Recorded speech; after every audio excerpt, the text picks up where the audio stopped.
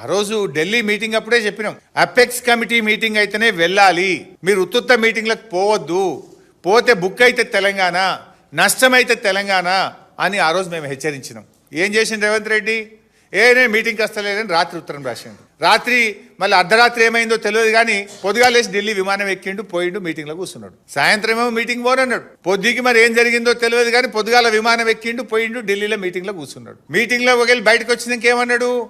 అసలు బంకచెర్ల ముచ్చట్ని రాలే, బంకచెర్ల మీద మీ ఎజెండాలనే లేదు, బంకచెర్ల ఒప్పుకునేది ఎక్కడిది? ఎజెండాలు ఉంటే కదా ఒప్పుకునేది, ఎజెండాలనే లేదు అని రేవంత్ రెడ్డి మాట్లాడి. మేము బీఆర్ఎస్ పార్టీ అన్ని బయట పెట్టినాం. బంకచెర్ల ఎజెండా కాపీ బయట పెట్టినాం. ఆ నిమ్మల రమానాయుడు ఆంధ్రప్రదేశ్ నీళ్ల మంత్రి బయటకు వచ్చి కుండబద్దలు కొట్టిండు.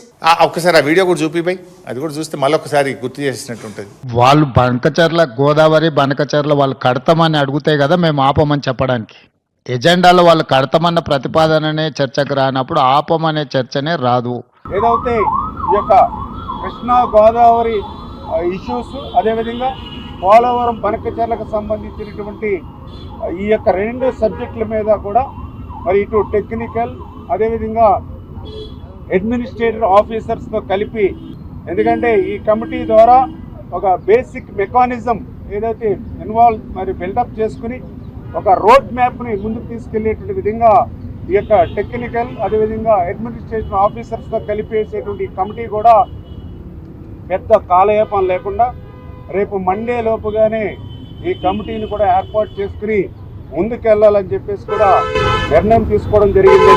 The Centre has decided to constitute a high-level technical committee to examine concerns around the Polavaram-Bankacherla link project and other pending interstate water issues between Telangana and Andhra Pradesh.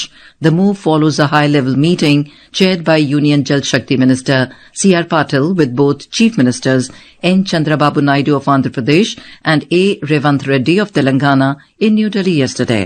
ఇంత స్పష్టంగా రేవంత్ రెడ్డి ఏమో అసలు మీటింగే జరగలేదు అన్నాడు. పాపం నిమ్మల రమానాయుడు గారు ఉన్నట్టు చెప్పిండు. ఆల్ ఇండియా రేడియో న్యూస్ లో కూడా ఉన్నట్టుగా కేంద్ర ప్రభుత్వమే చెప్పింది. దీంతో ఏమైంది?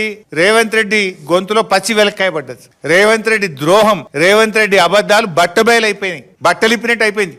కుల్లా రేవంత్ రెడ్డి ఎంత అబద్ధాలు ఆడతాడో, రాష్ట్ర ప్రయోజనాల విషయంలో, రాష్ట్ర భవిష్యత్తు విషయంలో ఎంత బాధ్యతారహిత్యంగా రేవంత్ రెడ్డి గారి ప్రభుత్వం ఉన్నదో ఈ వీడియో చూస్తే రాష్ట్ర ప్రజలకు చాలా స్పష్టంగా ఎవరికైనా అర్థమవుతా ఉంటది. అంటే బనకచెర్లకు ఆ మీటింగ్ కు పోయిండు, కమిటీ వేస్తామనగానే గంగిరెద్దులే తలుపుపోయిండు. అసలు కమిటీకి ఒప్పుకోవడం అంటేనే బంకచెర్ల ఒప్పుకోవడము.